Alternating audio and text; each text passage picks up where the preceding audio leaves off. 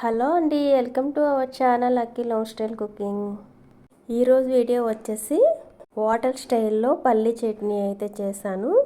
ఈ పల్లీ చట్నీ ఇడ్లీలోకైనా, దోశల్లోకైనా, గారెల్లోకైనా చాలా బాగుంటుందండి. మరి మీరు కూడా ఇలా ట్రై చేసి చూడండి ఒకసారి. అయితే ముందుగా అయితే ప్రాసెస్లోకి అయితే వెళ్ళిపోదాం. స్టవ్ ఆన్ చేసి ఒక కళాయి అయితే పెట్టాలి. ఆ కళాయిలోకి 1 కప్పు వరకు పల్లీలు అయితే వేసాను. ఈ పల్లీలు ముందుగా అయితే ఫ్రై చేసేసుకోవాలి. ఈ విధంగా ఫ్రై అయ్యేలాగైతే ఫ్రై చేసేసుకుని ఇప్పుడు ఒక గిన్నెలోకి అయితే తీసేసుకోవాలి.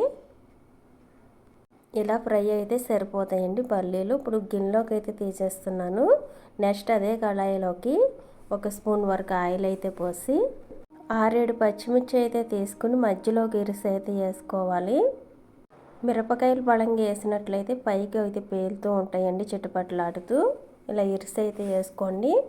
ఈ మిరపకాయలు ఫ్రై అవుతూ ఉండగానే ఇందులోకి 1/2 ఇంచు వరకు అల్లం ముక్క, 1/4 టీ స్పూన్ జీలకర్ర అయితే వేసుకొని ఫ్రై చేసుకోవాలి. ఈ పచ్చిమిర్చి, అల్లం, జీలకర్ర ఈ విధంగా ఫ్రై అవుతే సరిపోతాయండి. తీసేయవచ్చు. ఇప్పుడు ఇవి కూడా తీసేసి ముందైతే మిక్సీ జార్లో పల్లీలు అయితే వేసాను. వాటిలోని ఇవి కూడా వేసేద్దాం. ఇలా పచ్చిమిర్చి వేసిన తర్వాత పొట్టు తీసిన ఎల్లుల్లి రెబ్బలు అయితే 3 అయితే వేసుకోవాలి. కొద్దిగా చింతపండు అయితే వేస్తున్నానండి. మరీ ఎక్కువగా అయితే వేసుకోకండి. టిఫిన్స్లో కాబట్టి కొద్దిగా వేసుకుంటే సరిపోతుంది. టేస్ట్కి తగ్గట్టుగా సాల్ట్ అయితే వేసి కొద్దిగా వాటర్ పోసేసి అయితే గ్రైండ్ చేసేసుకోవడమే.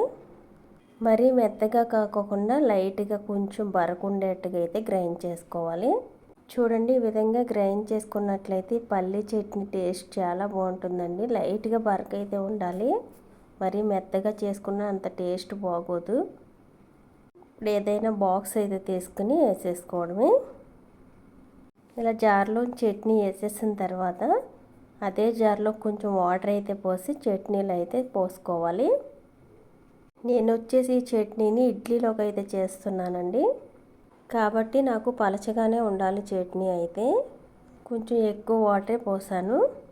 మీరు దోశల్లో కానీ, గారెల్లో కానీ చేసుకున్నట్లయితే ఈ చట్నీ కొంచెం గట్టిగా ఉండేలాగైతే చేసుకోండి. ఇప్పుడు తాలింపు అయితే చేసేద్దాం. చట్నీలోకి అయితే స్టవ్ ఆన్ చేసి తాలింపు చేసుకోవడానికి ఏదైనా ప్యాన్ పెట్టేసి దానిలోకి 1 టేబుల్ స్పూన్ వరకు ఆయిల్ అయితే పోసుకోవాలి. ఈ ఆయిల్ లైట్గా వేడైన తర్వాత ఇందులోకి 1/2 టీ స్పూన్ మినపప్పు, 1/4 టీ స్పూన్ పచ్చెనపప్పు, 1/4 టీ స్పూన్ ఆవాలు అయితే వేసుకోవాలి. వేసిన తర్వాత ఈ ఫ్రై అవుతూ ఉండగానే ఇందులోకి కొద్దిగా కరివేపాకు అయితే వేసుకోవడమే. మీరు కావాలంటే ఇందులోకి ఎండుమిర్చి కూడా యాడ్ చేసుకోవచ్చు. నేనైతే వేయట్లేదండి. ఈ విధంగా ఫ్రై అయిన తర్వాత స్టవ్ ఆపేసి చట్నీలోకి అయితే వేసేసుకోవడమే. వేసేసి మొత్తం కలిసేట్టుగా అయితే కలిపేయాలి. ఈ విధంగా ఈరోజు అయితే హోటల్ స్టైల్లో పల్లీ చట్నీ అయితే చేశాను. మీకు ఈ పల్లీ చట్నీ రెసిపీ నచ్చినట్లయితే మరెన్నో ఈజీ రెసిపీస్ని చూడడం కోసం మన ఛానల్ని అయితే సబ్స్క్రైబ్ చేసుకోండి.